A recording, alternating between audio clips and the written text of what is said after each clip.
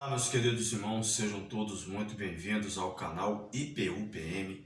Eu sou o presbítero Wagner de Lima e hoje eu gostaria de estar tratando um assunto com vocês. Igreja Pentecostal União Poder e Milagres, pastor responsável, pastor Jader Beltrão. Tá? Eu gostaria de estar tratando um assunto com vocês a respeito do obreiro e a teologia ministerial. Bom, qual a necessidade de estarmos tratando esse assunto? O que acontece? As pessoas elas têm hábito às vezes de dizer o seguinte: bom, cargo não vai levar ninguém para o céu. Mas se você for fazer uma análise, você sabia que no reino celestial existem hierarquias? Você sabia? Você vai encontrar no céu arcanjos, querubins, serafins, anjos, né? Pai, Filho e Espírito Santo.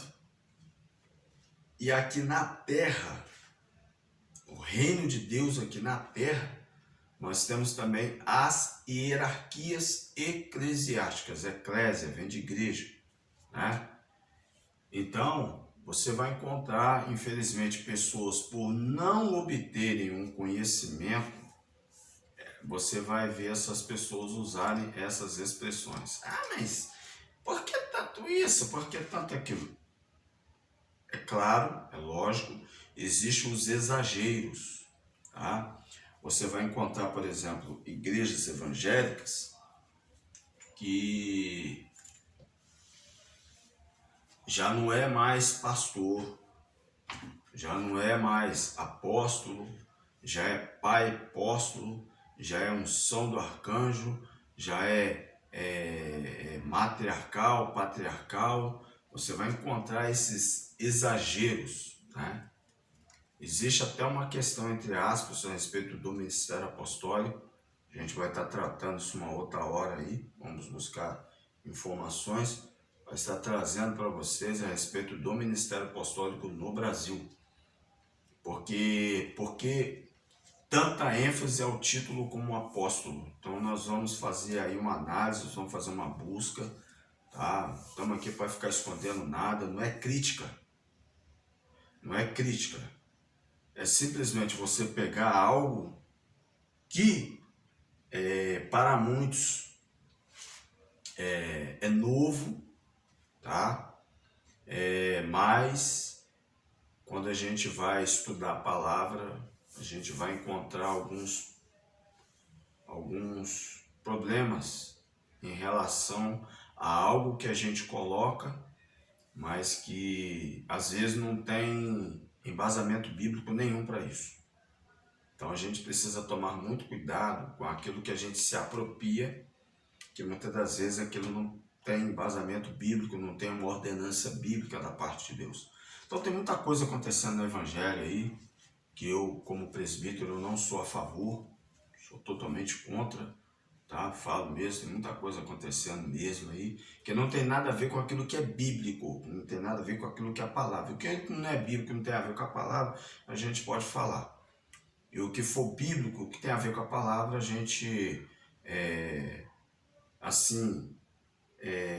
a gente vai buscar, né, diante de Deus, uma interpretação bíblica, até para ajudar, se for possível. Mas aquilo que é antibíblico, que não tem nada com a Bíblia e que está ferindo o corpo de Cristo, eu, presbítero Wagner de Lima, é o meu dever de buscar informações, de buscar na palavra, de averiguar aí, né, o que está acontecendo e trazer o que é certo para a igreja, para o povo. Porque quem sofre é o corpo de Cristo. Você está entendendo?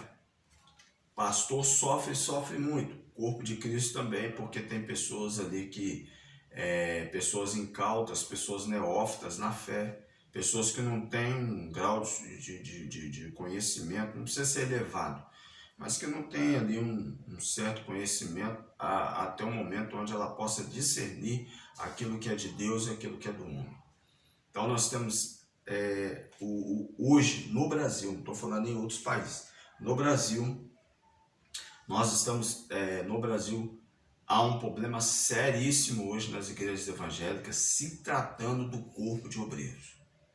Seja pastor, seja presbítero, seja missionária, seja diácono, seja evangelista, seja obreiro, cooperador, diaconismo. Nós estamos no Brasil, há um problema seríssimo em relação a cargos eclesiásticos.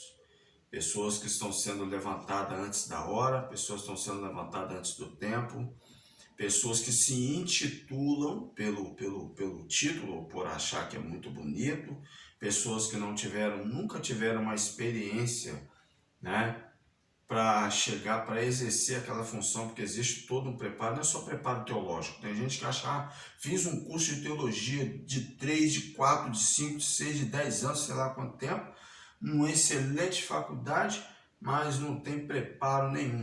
Quando você pega aquela pessoa, coloca ela para lavar um banheiro, para tomar conta do portão da igreja, para poder ligar um aparelho de som na igreja, ou para tomar conta, ou para poder então ela ver como que ela vai sair no sentido, como que ela vai sobressair no sentido de uma administração dos dízimos da igreja, das ofertas, né? Às vezes numa cozinha, precisa fazer um almoço, precisa fazer um jantar, né? Como que aquela pessoa vai ser? Essa pessoa não tem preparo nenhum. Então, por maior que seja o seu curso de teologia, ele não vai ter valor, ele não vai ter crédito algum, se quando vai se tratar da teologia prática, a pessoa, infelizmente, ela não consegue desenvolver. E aí é onde a gente às vezes analisa, né?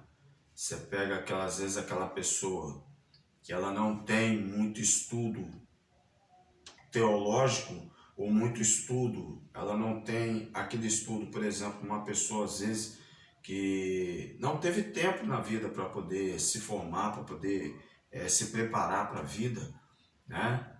E às vezes você vai colocar aquela pessoa ali para exercer a função dentro do corpo de Cristo, ela tem muito mais sabedoria do que uma pessoa que ficou 10 anos numa faculdade estudando, se preparando, né? Então a gente está vendo aí, infelizmente, aí no Brasil, muitas pessoas aí estão sendo levantadas fora da hora, recebendo bênção fora da hora. É um assunto que eu gostaria de estar tratando a respeito da teologia da prosperidade, a gente vai falar muito sobre isso, tá? Porque a gente está vendo muito isso, confissão positiva, nós estamos vendo na questão da pregação. Eu vejo a pregação hoje também no Brasil, também é algo assim que a gente precisa estar refutando isso aí também.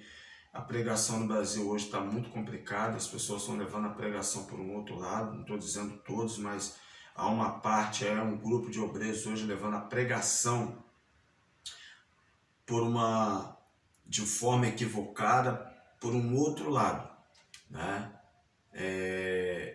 A pregação ela não está sendo uma pregação cristocêntrica, onde Cristo é o centro de todas as coisas, não existe nada fora de Cristo. E também a pregação não está sendo teocêntrica, ou seja, Deus, né? Ou seja, Deus é o centro de todas as coisas, não existe nada fora dele. E a mensagem está sendo uma mensagem antropocêntrica, onde o homem é o centro das atenções. E o egocentrismo, que a gente vai ver muito isso, a satisfação do eu. Você vai ver o louvor é para eu, para mim, né? Em grande parte dos louvores você não vai ver ali Deus presente, Deus sendo glorificado. Você vai ver mais o homem. Que eu tive uma experiência assim, que Deus fez isso na minha vida, aquela coisa. Você não vai ver igual, por exemplo, nosso Deus é soberano, exaltando mesmo a Deus, né? Louvores que você não vê Deus presente o tempo todo, você vai ver sempre ali dando muita ênfase ao homem. Então, infelizmente, a pregação parece que ela está fugindo um pouco da sua centralidade, porque a pregação ela tem que ter um alvo, ela tem que ter foco, ela tem que ter um objetivo, ela tem que ter um preparo, né? E a nossa base é a Bíblia, a palavra de Deus. Então tem muito nesse campo aí, né? Dos cargos eclesiásticos, do obreiro e a teologia ministerial, eu tenho presenciado muitas falhas, eu tenho presenciado, infelizmente, o que Jesus ele vai dizer que a seara é grande, mas os ceifeiros são poucos, né? Então, infelizmente, a gente está vendo aí, muita teologia para cá, teologia para lá, mas serviço mesmo está deixando mesmo a desejar. Então, infelizmente, em todas as áreas você vai ver falhas no ministério como obreiro, né? Então, eu gostaria de estar tratando com vocês neste momento este assunto, tá? A respeito da teologia ministerial. Então, eu sou o presbítero Wagner de Lima Vicente e este é o canal IPU-PM, Igreja Pentecostal União, Poder e Milagres. Gente, em que consiste a teologia ministerial? Bom, então, teologia ministerial é o estudo do sentido, do significado e do objetivo do ministério. Ministério significa cargo, incumbência, profissão ou função. Ministrar significa dar, fornecer, administrar, aplicar, conferir, dar aulas. E ministro, medianeiro, intermediário. A palavra ministros vem do grego, né, que significa hiperetas, significa servos. Originalmente, o termo se referia a remadores, que ajudavam a impulsionar os barcos através das águas do mar. A palavra sugere a labuta e o trabalho contínuo envolvido na obra do Evangelho, como diz o apóstolo Paulo. Remadores de baixo, 1 Coríntios 4:1. Com certeza você já deve ter visto, né, aqueles filmes épicos, filmes romanos, né, em que na parte de baixo ficavam várias pessoas ali, acorrentadas, é claro, para não fugir, né? Elas ali como escravos, e elas ficavam ali, ó, remando ali, ó. Então, quando o apóstolo Paulo vai falar disso, e também, né? Não só os filmes antigos, como também ainda existe, ainda até nos dias atuais ainda, né? Barcos que ainda se usam ainda, os remadores. Então, o ministério é um único ofício que não se termina nesta vida. Seus efeitos passam para a eternidade. Podemos dizer que o ministério é uma obra de homens mortais, como resultados imortais, ou seja, para a eternidade. Então, o que é ser um obreiro? Às vezes você pode se perguntar, poxa, o que é um obreiro? O que é um obreiro? Vamos abrir a palavra de Deus lá em 1 Timóteo 2,15. Carta do apóstolo Paulo, 1 Timóteo, capítulo 2, verso 15. Segunda epístola. Segunda epístola de Timóteo, 2,15.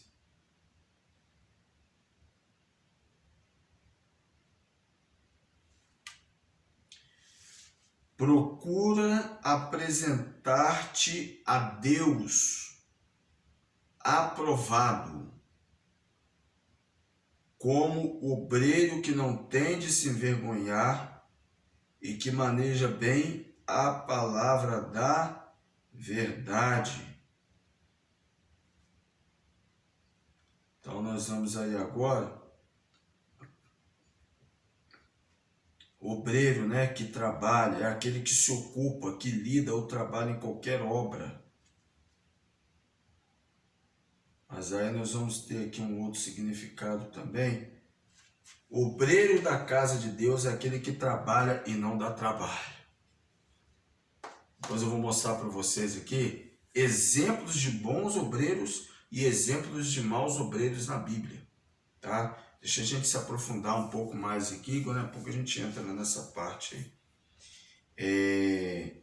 Então a gente sabe que existem aqueles obreiros que é uma bênção, gente. Existem aquelas pessoas que se dedicam mesmo, que você, sabe, eu estou falando aqui, mas às vezes você pode ser um pastor, você pode ser um presbítero aí, responsável por algum ministério que está assistindo esse vídeo, né? E sabe muito bem o que eu estou falando. Existem obreiros que é uma bênção, que você vê que a pessoa realmente tem chamado e aí você chama aquela pessoa para um particular, fala assim, ó, Deus me mostra você assim, assim, assim. Fala assim, ó, qual que é o seu nome? Ah, fulano de tal. E aí o pastor vai ali te orientando, fala assim, ó, continua nesse posicionamento, tá? Que Deus tem algo para sua vida aí. Aí vai te preparando. Aí chega uma hora te chama. Irmãos, gostaria de chamar o fulano de tal aqui à frente, a partir de hoje, esse irmão aqui vai ser, a partir de hoje, esse irmão que está sendo levantado como diácono oficial dessa igreja. O irmão, ele tem cumprido a obra do ministério, ele tem feito o serviço que um diácono, biblicamente falando, ele deve fazer. E esse irmão, durante esse tempo, durante determinado período aqui neste ministério, esse irmão ele tem exercido as funções, mesmo ainda tenho visto, tenho observado, tenho analisado, a igreja, os irmãos têm visto o comportamento desse irmão, o trabalho, a dedicação, a sua força de vontade, e a partir de hoje esse irmão está sendo levantado, né, ao diaconato. Então, é mais ou menos por aí que vocês vão ver, né, muitos obreiros sendo levantados. Então, são pessoas que não dão trabalho. E agora existe aqueles também que dá trabalho, né? Pessoa tá escalado, falta escala, falta escala, não dá satisfação, chega atrasado,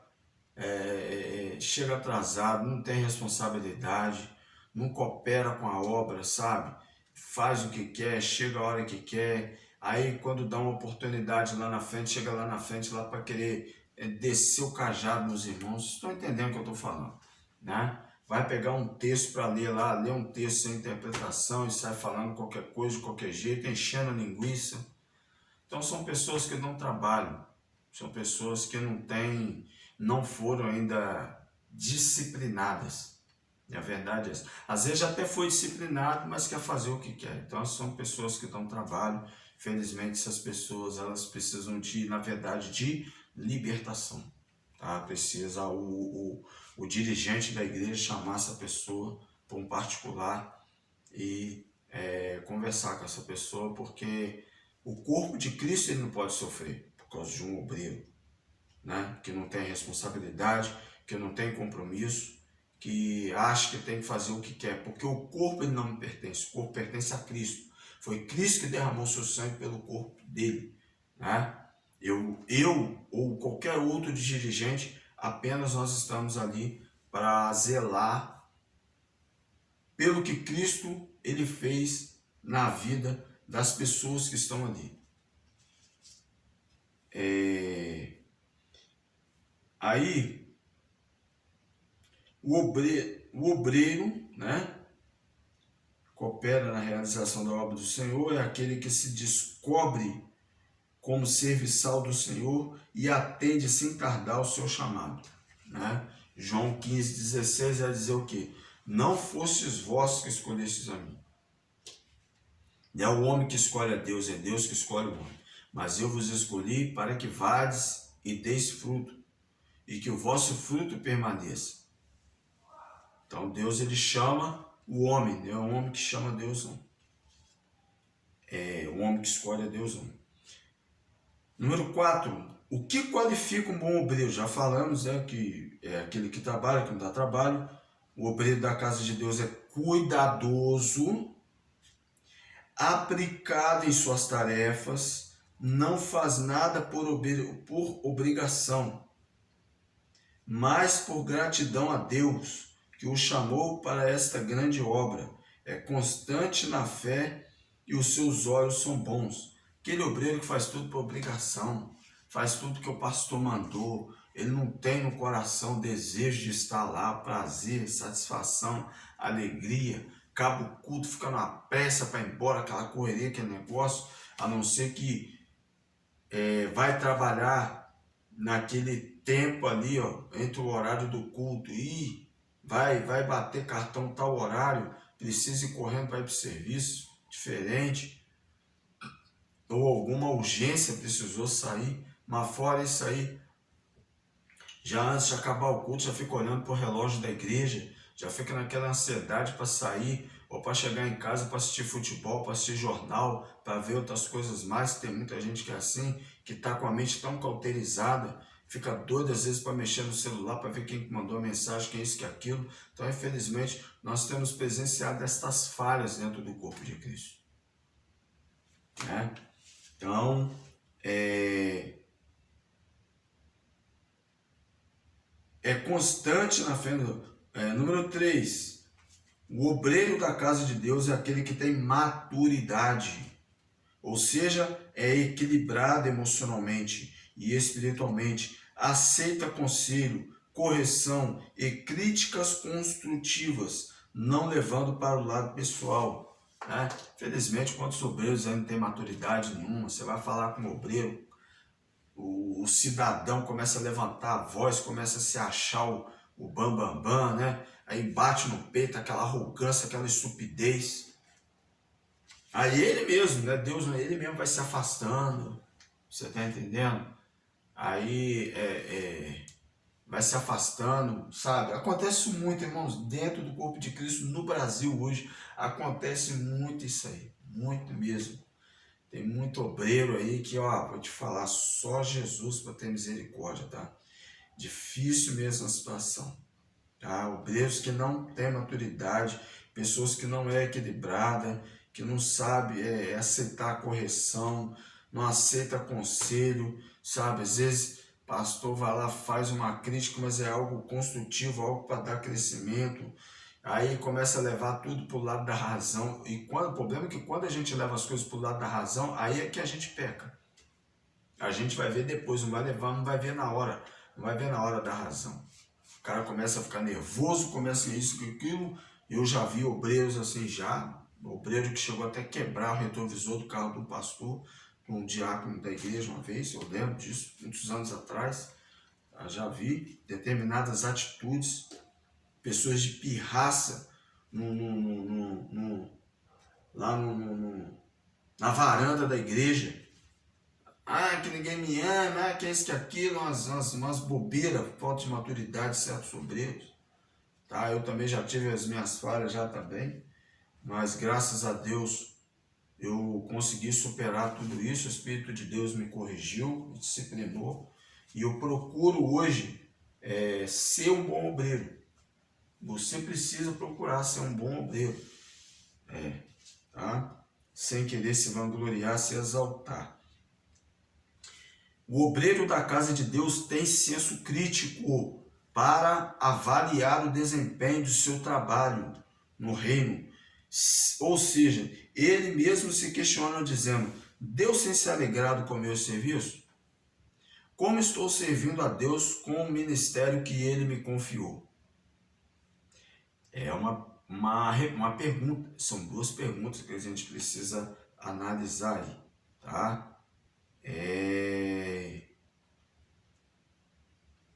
Vamos lá.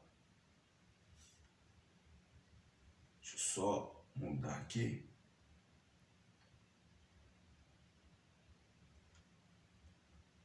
Aí olha só. O obreiro da casa de Deus, número 5, é fiel ao ministério que o nomeou, não como Judas Iscariotes. Né? Hoje também a gente vê obreiros hoje que tem essa falha na parte financeira, né? Mexer naquilo que não lhe pertence. Tem muita, infelizmente, hoje dentro do corpo de Cristo, há uma infidelidade nessa área, tá? Mas não pensa você que Deus não está vendo, não. Deus está vendo, Deus está analisando, Deus está observando. Pessoas que mexem no dízimo, que mexem nas ofertas da igreja, né, gente? Deus está vendo. O obreiro da casa, pessoas que não têm temor de Deus, né? São obreiros que, infelizmente, não têm temor de Deus. O obreiro da casa de Deus é pontual e assíduo nos cultos. É o primeiro a chegar e o último a sair, e se porventura precisar estar ausente, esse se comunica, justifica com verdade e não com desculpas esfarrapadas. Por exemplo, eu moro, a minha distância da igreja onde eu congrego é aproximadamente 7 quilômetros, tá? Então, como eu trabalho numa indústria, então eu me desloco da indústria, do horário que eu saio, e vou em direção ao bairro onde eu moro. Chego em casa, né, abafado praticamente por causa do horário. Tomo meu banho, já chego em casa, minha esposa já está praticamente arrumada. Chego em casa, ela já, né, como uma comida bem rápido ali, né, às vezes umas 2, 3 garfadas, às vezes nem dá tempo, né. Me arrumo tudinho direitinho, pego a minha Bíblia, tudo, chave de casa, todas as coisas, confiro, pego na mãozinha da esposa e ó, embora para a igreja. Às vezes chego atrasado, às vezes, né, chego quase em cima da hora por causa desse contratempo, porque a cidade onde eu moro, nós estamos com um problema seríssimo a respeito de ônibus, de viação, né, porque o bairro onde eu moro é um bairro bem grande, porém há uma falha muito grande em relação às empresas de ônibus, né? Estamos passando uma fase muito difícil na cidade, então infelizmente tem esse lado que, graças a Deus, a igreja lá, ela reconhece, ela sabe disso. E mesmo quando não dá para a gente ir mesmo, às vezes quando está um período muito chuvoso, porque a cidade onde eu moro, todo mundo sabe disso, né? Começou a chover, pronto, fica todo mundo com aquela ansiedade de chegar em casa, se esperava ônibus vazio, vai no ônibus cheio mesmo, é todo mundo querendo ir no mesmo ônibus, e aí o que acontece? Aí fica aquele horário de pico, o ônibus que era para chegar em tal horário não chega, que é para sair em tal horário não sai, e a gente que depende, né, do transporte público, né, para poder chegar ao determinado local, acaba tendo esse problema, né? Então, agora, é a questão que tem obreiros que não chegam no horário mesmo, tem obreiros que não é pontual, não dão satisfação, para ele tanto faz como tanto fez, tá nem aí, né? E aí a gente vê pastores que sofrem com obreiros dessa maneira, né? O obreiro da casa de Deus supera suas limitações, dificuldades e quaisquer situação adversa que surgem diante dele, orando ao Senhor, agindo e buscando o conselho do seu pastor. Quantas vezes eu fui para a casa de Deus, mesmo gripado, né, resfriado, né? Fui para a casa de Deus, né? Debaixo de chuva, quantas vezes, né? Tempo aí todo, né? Quantas vezes eu e minha esposa nós fomos, e nosso Deus, quantas experiências que eu e minha esposa missionária, então a gente sai assim para poder fazer a obra de Deus, né? Então assim, quantas vezes quando a gente era responsável por uma congregação debaixo de chuva, eu me lembro de uma vez, eu gostaria até de falar para você essa experiência, eu não me esqueço disso. Eu e minha esposa, nós morávamos num bairro e era morro, né? Morro, assim, onde a gente morava. E a gente congregava num bairro, assim, bem subúrbio mesmo, bem afastado mesmo da cidade. Foi lá que Deus deu uma alavancada aí no nosso ministério, né? No sentido de alavancada que eu falo, o que eu estou dizendo assim, no sentido de experiências que nós ali tivemos, né? Algumas coisas, né? que nós passamos ali foram coisas que nos deixaram muito tristes, né? Mas outras coisas que Deus, né, nos guardou, abençoou, nós presenciamos e vimos o agir de Deus ali, né? Então, assim, coisas boas que a gente guardou. E eu me lembro que eu e minha esposa, debaixo de chuva, eu com uma capa de chuva, minha esposa ali, né, guarda-chuva e tudo. E quando nós chegamos assim num determinado lugar, tava chovendo muito, irmãos, mas chovendo demais, mas chovendo muito mesmo, muito, mas muito mesmo. A rua, irmãos, vocês terem uma ideia, a água já havia chegado na calçada e eu e minha esposa não dava para a gente se locomover para o outro lado. E aí nós ficamos ali debaixo de uma marquise ali, muita chuva, descendo muita água mesmo. E eu lembro que entrou água no sapato, molhou meu sapato todinho. E foi muito difícil aquele dia para a gente. Mas mesmo assim nós não desistimos e fomos para a congregação, né? E a gente tinha que subir morro, tinha que subir uma viela lá. A gente gastava mais ou menos 50 minutos ou uma hora para poder chegar na igreja. E assim, sabe, a minha esposa, ela foi curada, eu creio, em nome de Jesus, que a minha esposa, ela tinha um problema no pé, chamado, acho que de fascite plantar, uma coisa assim, não sei se vocês sabem disso. É uma dor terrível que dá assim, no calcanhar, no pé mesmo, embaixo, né? E é terrível, né? E graças a Deus, nessa época foi muito difícil mesmo. Eu lembro de uma vez que nós ficamos mais ou menos umas 2 horas que nós levamos para poder chegar em casa. A gente gastava mais ou menos em média de 50 minutos para chegar em casa. Esse dia nós levamos 2 horas para chegar em casa. Mas graças a Deus, Deus nos deu a vitória, né? Então, irmãos, assim, são experiências, são coisas que a gente guarda para nós, né? A gente conta, assim, as dificuldades que a gente passa, né? Às vezes, debaixo de enfermidade, a gente está ali servindo ao Senhor, procurando fazer a vontade dele. Sei que o que a gente faz para o reino ainda é pouco, né? A gente poderia e deveria fazer muito mais, mas nós temos as nossas limitações, né? Bom, número 5. O que Deus espera do seu ministério como obreiro? O que Deus espera do seu ministério como obreiro? O que Deus espera do meu ministério como obreiro? Vamos lá. Número 1. Que esteja disposto a servir e não ser servido. Número 2. Que lute em favor da igreja e não contra ela, como muitos fazem. Irmãos, nós somos chamados para servir, não fomos chamados para ser servido, não. Sabe? Indisposição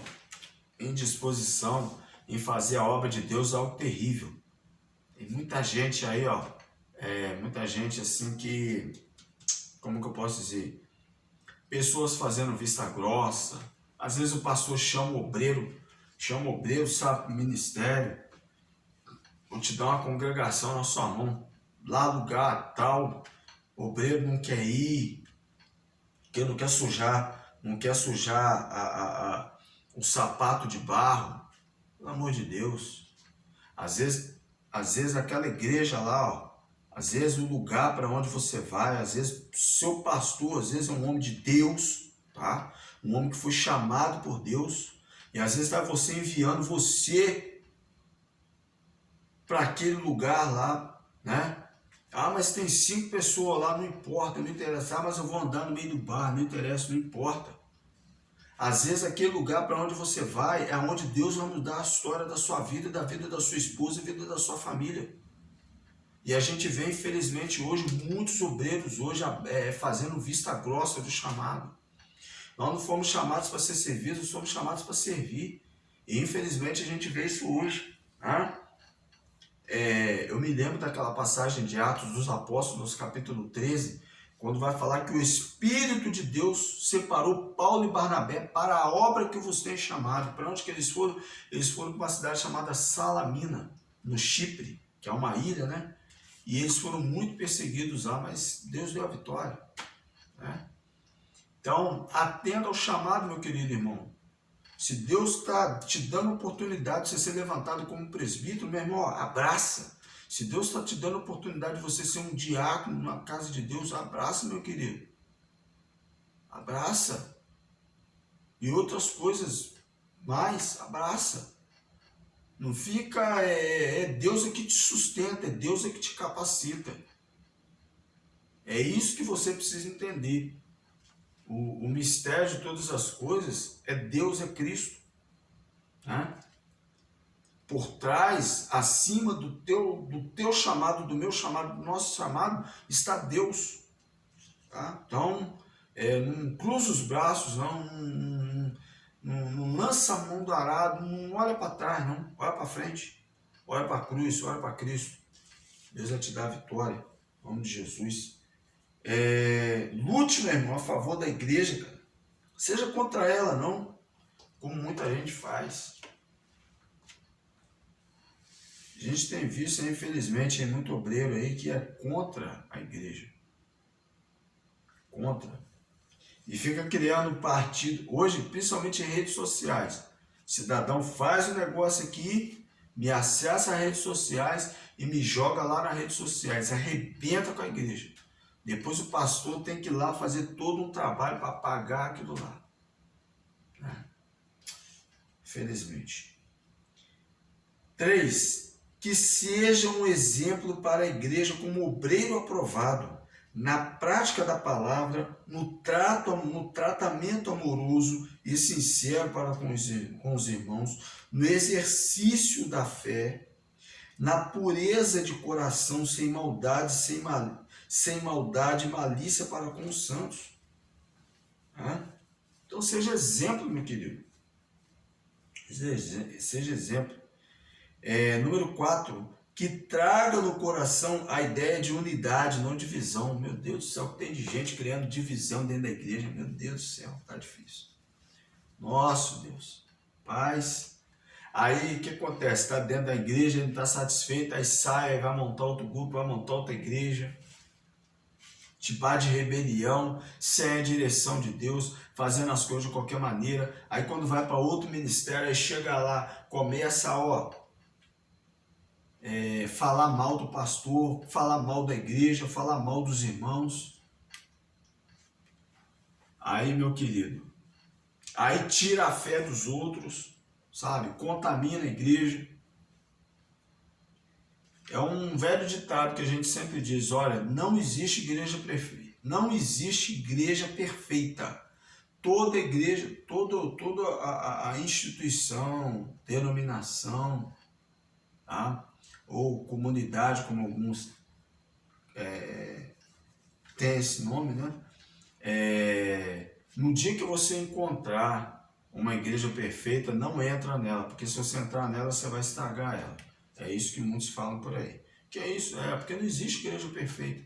Toda igreja tem problema. Toda igreja tem problema. Porque o problema está onde? O problema está nas pessoas. O problema está como eu vejo as coisas, como eu interpreto as coisas.